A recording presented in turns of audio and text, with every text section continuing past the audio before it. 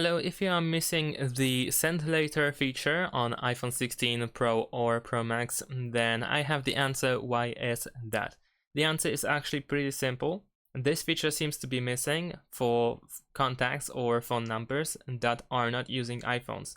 So for instance, over here I have this conversation with myself with my other number, and if I press this plus button, then as you can see, the Send Later option is missing.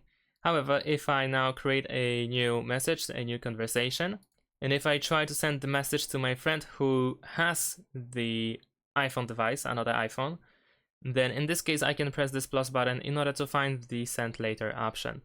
So that seems to be the issue. Apparently you cannot send to, for instance, Android devices. You cannot schedule the message to Android devices, and hopefully sometime in the future this issue will be fixed. Thanks for watching, leave a like and subscribe to my channel, and see you in my next videos. Bye!